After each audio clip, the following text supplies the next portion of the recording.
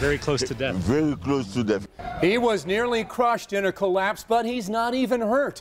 And he's telling Channel 11 News his survival story. That man was about to get out of his car when he saw that scaffolding begin to fall. And you can see the impact to the cars there on the ground. So what he did next likely saved his life.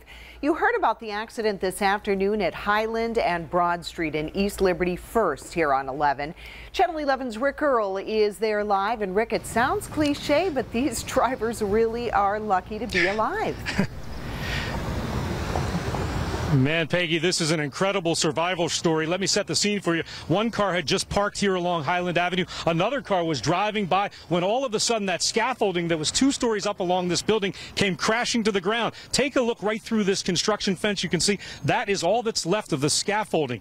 Now, I talked to one man who was in that car when it came crashing down. He says he is lucky to be alive. I just parked the car to go in the store to get something. And I hear somebody cry. When somebody cry and I hear a move. Max Dunatien was still inside his car when the scaffolding came crashing to the ground. He heard the noise and dove onto the front seat of his car. I slide on the front seat and the echauffeur come in, boom, on the car, and that car was passed by, got crashed too. The scaffolding crushed the back of his car. It just missed him. I just say to people, get me out, I'm in life. That's all I see. Get me out, I'm in life. Open the door and get me out. Another car driving by was also hit. That driver wasn't hurt.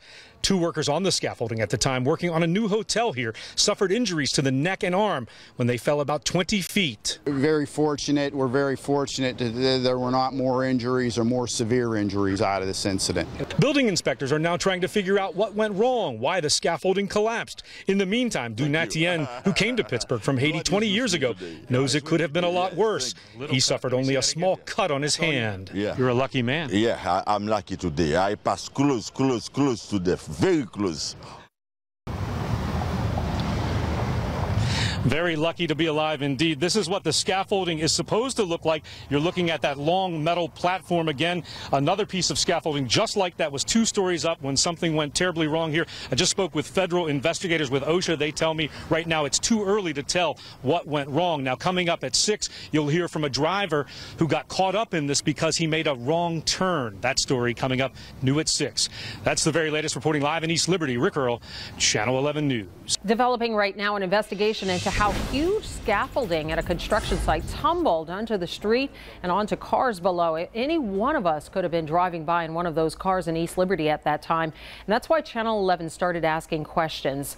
As you can see, the drivers were nothing short of lucky to have made it out without major injuries. Channel 11's Rick Earl is live after talking to a driver who was involved in checking on how this happened. Yeah, Lisa, this is a new hotel project going up here in East Liberty, and workers were about 2 stories up when something went terribly wrong. That scaffolding came crashing to the ground. This is all that's left of it right here. You see some of the metal scaffolding right here. Now, it came down on 2 cars, and driving one of them, a college student who had just missed his turn. When I was driving, I saw a construction worker start tipping backwards and falling. Jimmy Grote was heading to his bank, but missed his turn when all of a sudden the scaffolding collapsed onto his car. I don't really know what's going through my mind. It was really shocking. It made a really loud noise, but my car didn't really bounce too much. The car next to me was completely squashed. I think a lot of the noise is probably from that car. Grote managed to get out without a scratch. So did the man in the car next to him. Max Dunatien dove down in his front seat as the scaffolding crushed his car. I slide on the front seat and the echauffeur come in, boom, on the car, and that car was passed by, got crashed too. 2 men working on the scaffolding about 20 feet in the air suffered injuries to their neck and arms when it came crashing down. Pittsburgh Police Commander Tim O'Connor says they will be okay. Very fortunate. We're very fortunate that there were not more injuries or more severe injuries out of this incident. I'm definitely the luckiest one of the group, because another guy, his car definitely got totaled, so I'm definitely luckiest. Now, just to give you an idea, this is what that scaffolding is supposed to look like. You see that long metal platform there, and again, the scaffolding in question is now on the ground here, and it was about 2 stories up when it came crashing down.